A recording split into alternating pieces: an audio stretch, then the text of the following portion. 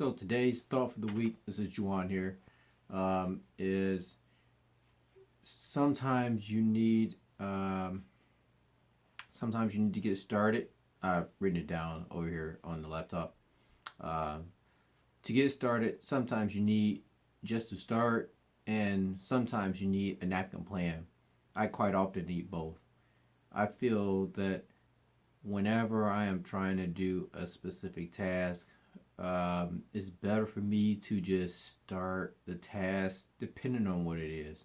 Sometimes the task is quite obvious and it doesn't require a lot of brain power, so you just start it and then you become really mobile with whatever the task is that you're trying to do.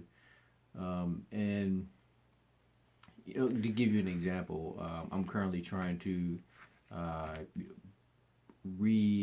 write more information about my career. I normally kind of keep track on my career and try to update, resumes or online profiles, all of which have relevant information to employers or relevant information for myself when I'm talking to other people that I would like to network with. And so I try to really keep that information updated as much as possible.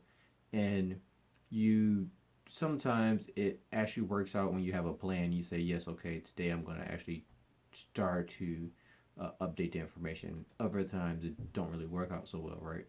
So what I normally try to do is just get started. As you can see, the camera is shaking a little because I'm leaning on the table.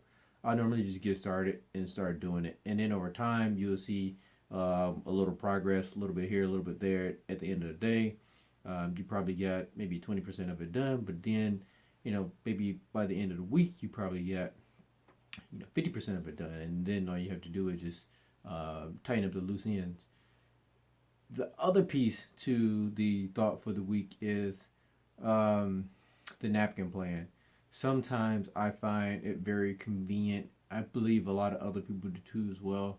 Is if you want to create a plan to do something, oftentimes when you have a plan, you really want to know all the details when you make that plan out because you really, and I'm speaking from my experience, you really hate when you have to keep revising the plan because then that means that the plan that you created wasn't as effective as you would have hoped. And so I find that the part where I'm explaining you need a napkin plan is to really just help you get started. And it also helps you to be accountable for you getting started. Sometimes you are just trying to get started, and that doesn't help out so well because you're in that state like, what should I do? Or I can procrastinate and do it later because I'm still just getting started. But I think that when you create a napkin plan, something very specific and very basic, something, I want to do this today, this tomorrow. Um, I want to be more specific. I want to start writing this paper today. I would like to edit the paper tonight. I would like to probably edit the paper some more tomorrow, and just